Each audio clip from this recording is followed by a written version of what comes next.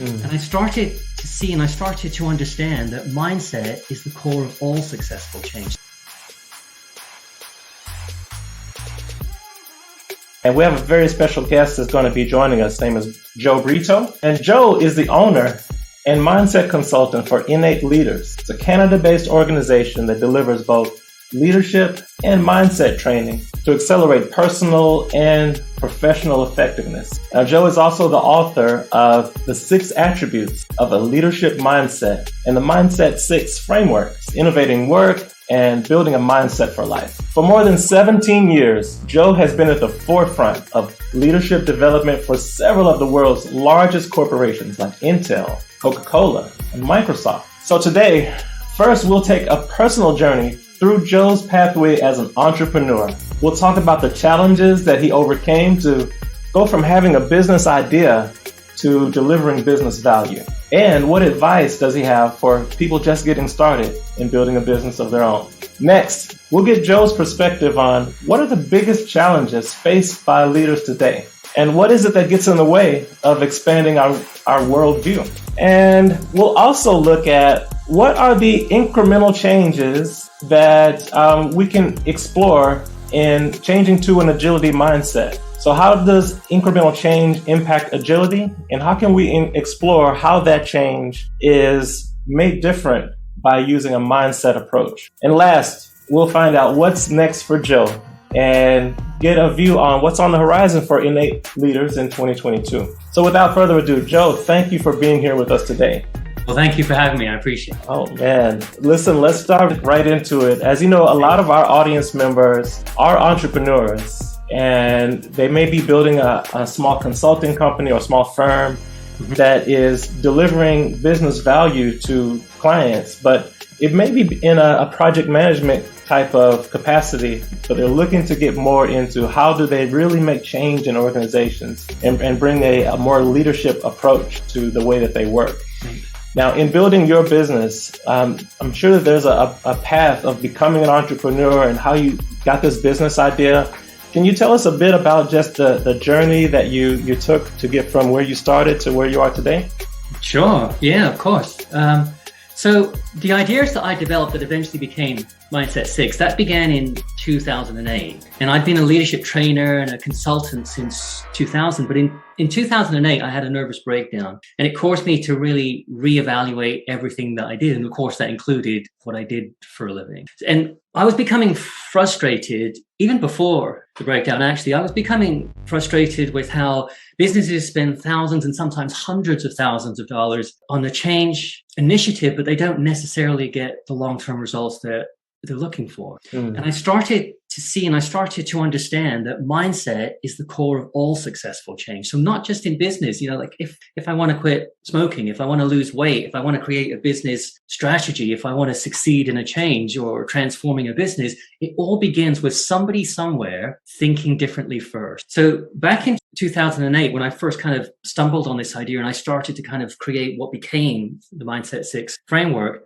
it was still a pretty novel idea. And my biggest challenge was that people didn't see the connection necessarily between mindset and change. So obviously in terms of like SEO and things like that, nobody is searching mindset and change, so nobody's going to find me. So I had to, to think differently myself, I guess, about how can I launch a business that nobody is really looking for. And what we did is we tried lots and lots of different things. And one of those things is that we wanted people to feel the connection between their mindset and change. And the way that we did that is we ran a whole bunch of taster sessions, which were free or for cheap. And the whole point was to get people to have this really visceral experience of, yes, I understand that my mindset is affecting this, that. And once we did that and we started to offer sessions, people started to see the value in it. They started to see it for themselves, first of all. And then because they kind of trusted the process, you might say, then they allowed us and they invited us to come into their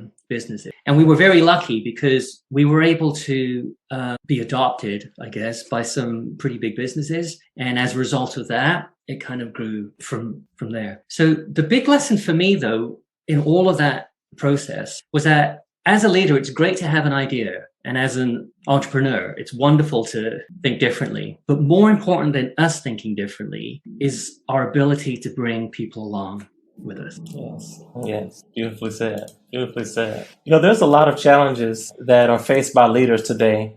And I'd like to get your perspective on what are some of those biggest challenges that leaders face today. And there's things that you've talked about before that are limiting our worldview. I'd really like to get your take on those two dynamics together. Sure. Well, I'd say that the biggest challenge businesses face right now is uncertainty. And that uncertainty leads to the need to pivot and adapt quickly. So COVID showed us that that was necessary. And as we start to approach a post-COVID world, that is still really going on. So things like the war in the Ukraine, climate change, supply issues, the Great Resignation, all of these things are factors that put pressure on businesses and require us to change and adapt quickly. So the big challenge to making a quick but considered change is our mindset, because the more certain we are of what we think should be done, the less likely we are to be really open to something really different. So the way that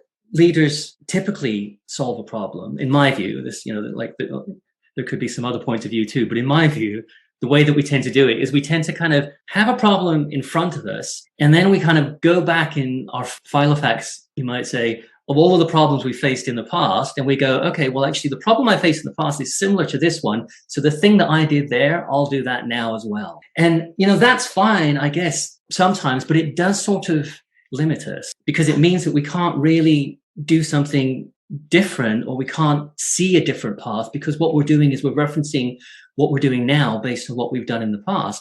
But what if the challenge that we're facing now is something we've never seen? And if that's the case, then actually going back to the past isn't really, really going to help us, because what we need to do instead is we need to have the courage, the humility to go, well, actually, what else is possible? And that's what like when I mentioned certainty a few seconds ago, that's kind of what I mean, because when we're certain of something, we can only see the solutions to that challenge through a very narrow lens. And that can lead us to being cautious, or it could lead us to what I call the expert mind syndrome, which is where we believe that we've been in our role or our industry for a very long time, and we know the ins and outs of it, and we're perfectly fine, and we know exactly what we should be doing. But the thing is that true leadership is less about what have I done before, and more about how do I lead people into a brand new future. Yes. And that means being willing to see the challenges and the options to solve those challenges differently. So if I were to give you just one example, just one really small example, there's a guy called Johannes Vannanen, who you may or may not have heard of. But Johannes Vannanen is actually important in our world now because he is the inventor of the smartphone. And he developed a thing called My Device in 2002, which is 5 years before Steve Jobs launched the iPhone at Macworld. But perhaps the reason that we don't know Johannes Vannanen is because when he invented his phone, he took a prototype of it to Nokia, who at that time, if you recall, was the biggest cell phone company in the world, like absolutely massive. And he took this phone to them, and his intention was to partner with them on distribution. And they rejected that for lots of reasons, but one of them is they said that they knew that people don't want fingerprints on their screens. So they thought that this phone would just never really catch up, would never make an impact. And then if you fast forward to 2013, when Nokia's market share is now slumped because of the iPhone, Stephen Elop, who was the CEO at the time, is alleged to have said, when he was selling off parts of the Nokia business to Microsoft, he's alleged to have said, "We didn't do anything wrong, but somehow we lost." And that quote is such a good example of an expert mind, because what he's really saying there is, I didn't look at any other options than the ones that were right in front of me. And I did the ones that were right in front of me, and I did the ones right in front of me well. And I don't understand why it didn't work. And the reason why it didn't work is because there were other answers that weren't right in front of you that required a different way of thinking. So being certain of ourselves, being certain of our rightness is, I think, one of the biggest obstacles. So we developed the 6 attributes, which is mindfulness, genuine curiosity, flexibility of mind, resilience, creating leaders of others, and enterprise thinking, to help people expand their thinking, to expand their mindsets. Because it's not enough to just tell people, think differently. What we have to do is show them and provide them with a way to think differently. And that's the gift of Mindset 6. It helps people expand their thinking, because when they do things differently, they see things differently because they're doing things differently. It's very well put. And we need that so much in the type of work that we do, because we're bringing about change and it's incremental in nature. It's the way that we work with teams, with organizations. We look to bring change in small increments and noticeable change, things that you can actually gain value from, test and learn right away. How can exploring mindset increase this agility, especially when we're looking at changes that happen incrementally? Right. So you're the Agile expert. I'm not so much, but my kind of summary of Agile, and you can tell me if this is true or not, is the way that I understand it is Agile is a really great way to create change through incremental steps. And the way that I've seen it done is, so like we get a group of people together, we put them in a room and we work through our challenge and develop and try ideas kind of real time. So we adjust our ideas, we adjust the outcome, if you like, the solution based on the outcome of what we're trying. Does that feel remotely? That sounds fair. Accurate? That sounds pretty fair. Okay. So if that seems about right, then it seems to me that there's this kind of almost natural partnership between mindset work and Agile, because the way that I kind of understand it is that what Agile is doing is through this use of incremental change, perhaps the hope is, or perhaps the implicit hope is that as people start to try things out and do things differently, see the limitations of what they're doing perhaps, and make adjustments, that it's changing the way that they think. And maybe that's the hope. Like I've looked a lot at Agile, and one of the things that I come across is this Agile mindset. And I think that's what we're sort of aiming for, is we're trying to get people to adapt to this way of working as a mindset, which they can then continue. But the thing is that in my experience of Agile, and once again, I'm not an Agile expert, but in my experience of it, it's a very implicit way to try and affect someone's minds. And I think that there's a more explicit way, which is this kind of Mindset 6 work that I'm talking about, because Agile is really, lots of people view it as a process, but I think it's actually a mindset. So if that's the case, and if we agree with that, well, then why don't we start with some explicit mindset work right off the very top?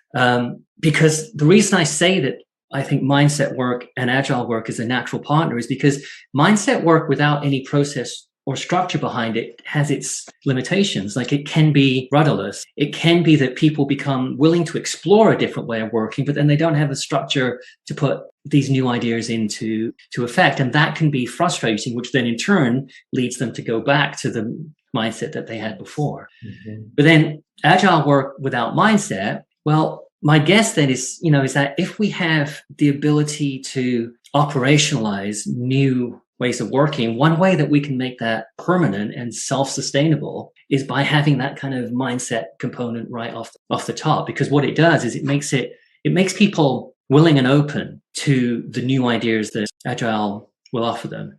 And it means that they can start to engage in the Agile work in a different way because they're starting in a different place. Mm-hmm. And that's kind of the idea of what would happen, I think, if we combine them both. This very explicit way of saying, listen, if we expand the way we think, we'll get more out of the Agile process because we'll be willing to go even further because we have a flexibility in mind, because we have those kinds of things. And one of the things I did, because obviously I knew that I was going to be on this show, so I started to think about what are the ways that we can measure it? Like, is there a way for us to see that? So I went I just did a bunch of research and I started to think about, is there any studies that are being done on the combination of mindset and a structured process like Agile? And there is, of course. Mm-hmm. And one of the things that I came across was this study that is in a book actually it's called Beyond Performance 2.0. It's put out by McKinsey. And one of the things that they say is that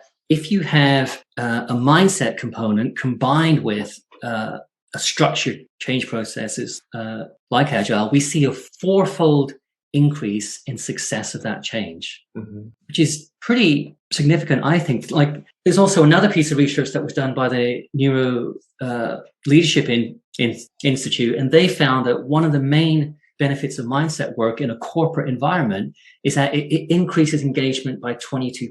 And so imagine the effect of that in terms of change. So if I have 22% more people engaged in that change, feeling like that change is is their change, that they have a certain amount of ownership of that change, how much more likely is that change likely to succeed now? And my guess would be more than. That makes sense. Joe, you've traveled the world teaching this mindset to people in different parts of the world. Have you seen any differences either geographically or even by demographic or by age range? Are there differences that you've noticed as you've been teaching this across the world? That's a really good question, Ray. And I think that one of the things that I would say is that the longer we've been in an industry and the longer we've been in a role, the harder it becomes to start to see that role differently. Like that whole expert mind thing is a real thing. And that the more that we've been in that role, the more that we've felt like we've encountered lots and lots of challenges, the more that we feel, yeah, like I can handle most anything that comes along.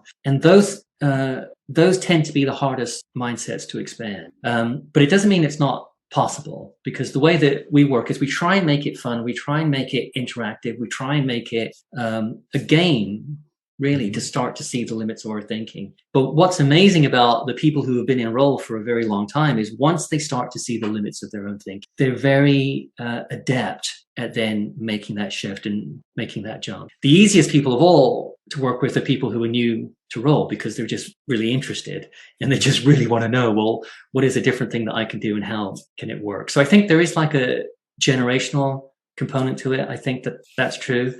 In terms of geography, I mean, I have worked all over the world. I've worked all over Europe, all over North America, and to the Middle East. And I'm not sure I see a geographic difference, because people are people. And we fundamentally, most everybody that I've ever come into contact with, myself included, especially before 2008, is we see the world one way, and we don't tend to think this is one way of looking at the world. Most everybody thinks this is the way of looking at the world. This is the only way of looking at the world. And I think that's true no matter what country or region or anything like that we're in. So the challenge really is less about region and more about can we create an inviting way to invite people to explore their thinking and expand that thinking. Beautiful. Joe, I'd like to talk a little bit about your book, if you don't mind. Yeah, of course. Can you tell us just the title and what are the big six that we keep hearing so much about? Tell us some more about the six. What are the big six? So the title of the book is The 6 Attributes of a Leadership Mindset. And what it's about really is like I said earlier on, is that it's not enough to just say to someone, think differently. And I'm sure we can all think of, there's lots of mindset things that are out there right now where people will say, for example, growth mindset is good, fixed mindset is bad, have a growth mindset. And I think it's not even kind to people to say to them, think differently, without giving them a way to think. Because the reason we think the way we think is because it's been formed over our entire life and it makes sense to us. So if you're asking someone to step out of that, you're asking it like that's a big ask. So what we try and do is make it as gentle as we can and as fun as we can. We have lots of games. And in the book, The 6 Attributes of a Leadership Mindset, what I do is I give each chapter is based on one of the attributes. But during the chapter, I also give little exercises that people can do, which if they do consistently will start to help them grow and shift and expand their thinking in terms of that particular. So to recap, the attributes are the first one, which it's not necessarily 1, 2, 3, 4, 5. Like it's not a process. It's a smorgasbord, you might say. But the first one that comes to mind is mindfulness. And what mindfulness really means in terms of a leadership mindset is to be able to see what's going on under the surface, free from our own story. So if you like, the expert mind is the mindset that goes, I know what is going on here. And my story is that I'm a executive and I have been for many, many years. And I've seen all these sorts of things. And it's important for me to present myself to my staff as someone who is competent and knows all sorts of everything. But that's a story. And what mindfulness does is it helps us become aware of our stories so that we're not just hoping for something different in the future. We can see how we think, why we think the way we think, how it helps or hinders us, and therefore allows us to make a change. Yeah. Genuine curiosity. The question I get asked the most is, why did you put genuine in front of curiosity? Because everybody knows what curiosity is. So what's the genuine all about? And the genuine part of genuine curiosity is we can be curious in order to get something. right? So I could be curious to know, how can I make $1 million? How can I get the next job? How can I, whatever it may be? But those things to me are less curious and more ambitious. So genuine curiosity is about being curious for the sake of being curious. It's like, it's like a child. I don't have any kids myself, but I have nieces and nephews. And when they were younger, they would just keep asking questions, not because they were going to go do something with it. Like my one nephew, his big thing is he was really into cosmology, and why the sky was blue was a big deal to him. And why was the sky on Mars not blue? That was actually the bigger question for him. And it's not that he was going to go become an astrophysicist the next day. It's just, it didn't make sense to him and he wanted to know why. And it's that simple. It's just, I'm just curious. And if I can be curious about why I do things. So for example, I worked with a company once. It was a manufacturing company, and they had these 3 shifts, we'll call them A, B, and C, and they ran 8 hours a day. So the factory ran 24 hours a day. And A, we'll say, had like an output of 100%. It was at absolute maximum. Shift B had an output of 60%. Shift C had an output of 20%. And what they wanted to know is, they had mapped exactly what Shift A did. They turned that into a process and they gave it to Shift B and C, and they said, do this process. And I said to them, and what have you got from that? And they said, well, it hasn't worked. So what we really need to do is take some of the leaders from Shift A and put them onto Shift B and C so they can maintain this process. And I just said to them, but have you wondered why the people on Shift B and C don't follow the process?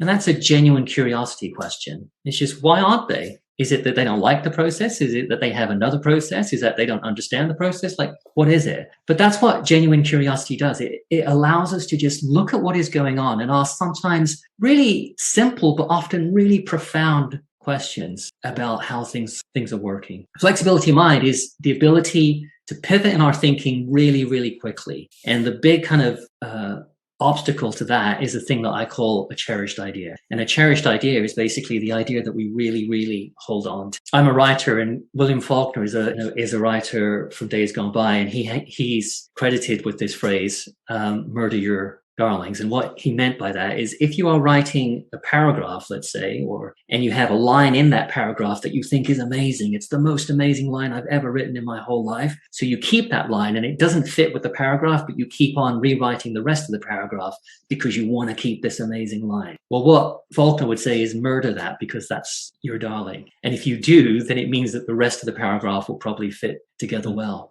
So think about that in terms of when we're in business, and when we're leaders, what are the darlings that we hold on to? What are the cherished ideas that we hold on to? And do we need to have a flexibility in mind to let those? Resilience is the next one. Resilience is really all about, if it was easy to do stuff like a change in business, if it was easy, everybody would be doing it.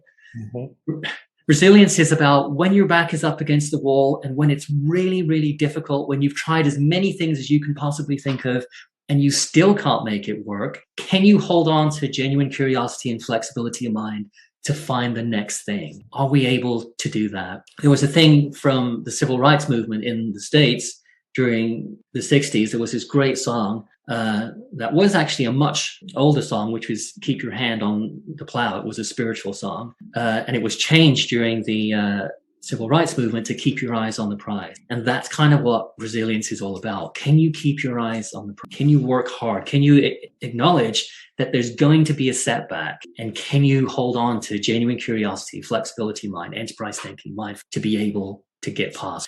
Creating leaders of other people, it's about leadership. I think, if I can kind of be very, very broad, there's basically 3 types of leaders. And like I say, I accept this is very, very broad. But there is the leader who keeps their focus on getting the task done, getting things done. And they think that as a leader, the most important thing I can do is go to my boss and say, listen, I did X, Y, Z, and my team did X, Y, Z. And they're really, really focused on the task. So all of their conversations are about, how do we get this thing done?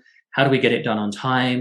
And it becomes a very transactional, very process-driven, getting things done sort of way to lead. Mm-hmm. And then there's another type of leader, which is what I call the teach leader, which is they understand that it's not just about me getting other people to do things and making sure the task gets done, there's also a conversation to be had around how can I impart my wisdom and how can I impart the way that I do things to other people. And, that's like a useful thing. And then there's the last one, which is what I call the create leader. And the create leader sees every opportunity, every engagement with a member of their staff or with anybody as an opportunity to create another leader. So they see the role of a leader as creating other leaders. So what they do is they interact with people differently because they're not really interested in imparting my wisdom, because my wisdom is my wisdom, and it doesn't necessarily mean that it would be yours. My way of doing things is my way of doing things, but actually you might have a completely different way of doing things that may even be better. And they're willing to do that. They're willing to allow other people to experiment with ideas and play around with ideas and find different ways of doing things. And when they do that, they know that they're beginning to create leaders, people. And then the last attribute here is enterprise thinking. And enterprise thinking is really all about we work in the best interest of whatever we consider the enterprise. So if I consider the enterprise to be myself, then I tend to be kind of selfish and I work in the best interest of myself. If I consider the enterprise to be my team, then I work in the best interest of my team or my business area or my company or whatever it may be. And what we do with this attribute in terms of the 6 attributes is the biggest view of the enterprise that you can have, the more effective and the more you grow your team and your business and your entire company. That makes sense. Love it. Thank you for giving us a full run through. That's okay. Yes. So this gives us a really good understanding of what are the 6 attributes, and what are some things that we can gain from the book that we can use both personally and professionally. I'm really excited to pick up a copy and to be able to put some of these things into use in my own personal and professional life. So thank you so much for sharing that. No worries at all. Joe, what's coming up next for you? What else do you have in alignment for 2022, and also what's going on next for Innate Leaders? Yeah, well, thank you. So we've created Mindset 6. So as you can imagine, COVID was a big impact on us as it was for the rest of the world. And what we did is during that time is we sat down and we were really thinking about how do we focus the work that we've got to really help expand people's mindsets in a really, really difficult time. And Mindset 6 is kind of what we developed middle of last year. And we've been using it, we've been using it since 2008, but we really kind of streamlined it and really, really targeted it. And it's been very effective in the areas of leadership change, workplace innovation, strategy development, sustainability, equity. And if you're interested in anything to do with that, it's mindset6.com. So mindset, VI, like the Roman numeral 6, mindset6.com. My book, of course, The 6 Attributes of Leadership Mindset, goes into a lot more detail about the things that we've been talking about here. And if you're interested, I encourage you to pick it up. And as 2002 kind of sprawls out in front of us and kind of opens up the opportunities of the future, we're also looking to bring Mindset 6 to the Agile audience, to bring what we think is an important component of change and leadership to enhance client results. Beautiful. That is awesome. Joe, this is great.